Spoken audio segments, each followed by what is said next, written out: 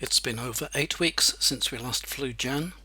There's been a combination of things. A huge rainstorm dumped a lot of water in this area, and frequent rainstorms since have kept it topped up, but this week of sunshine has really dried things out. Oh, and I had a little stay in hospital. But here's the wetlands at the end of the runway, living up to their name, and of course the water birds love it like this. But it's a beautiful blue sky day today, fluffy clouds, and we're on our way north up that coast to Pauanui. Over on the horizon to our right is Mare Island, and a lot further away, but probably a bit too hard to pick out from the video, is White Island, the active volcano out to sea. Jean-Jacques is pleased to be back in the air. He's been missing these beautiful views. Down there on our left is the little village of Firitoa.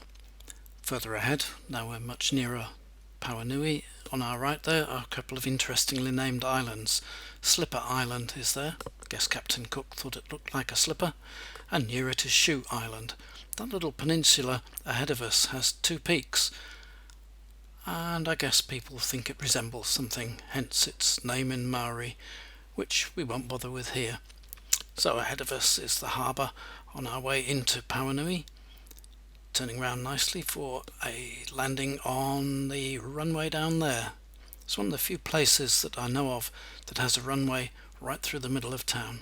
It's one of our favourite places to go to.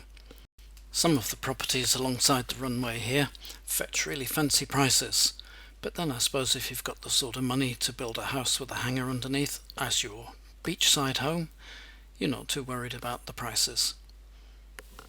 One of the big attractions of coming to Pauanui is the cafes are close by. Here's our lunch today, toasted sandwiches, and I have to say that we both felt a little bit hungry after those because they weren't that substantial. Still, back to the beautiful views.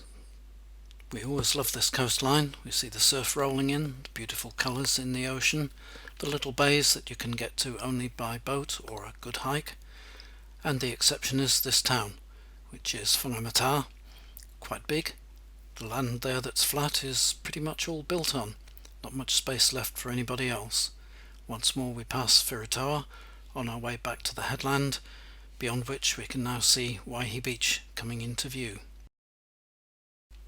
Today we have a little treat because we can come in for the runway which is ahead of us by coming over to the back of the village and going more or less straight down the track that we took on our way out. We call this a long final onto runway 13, and as you'll see in a moment the ground is still pretty soft. The wheels touch the ground and we're stopped almost straight away. But it's really nice to be back home. But of course the flight isn't fully over until Jan is tucked up in her bed, or hangar in this case. Jean-Jacques gets the joy of driving Jan into the hangar.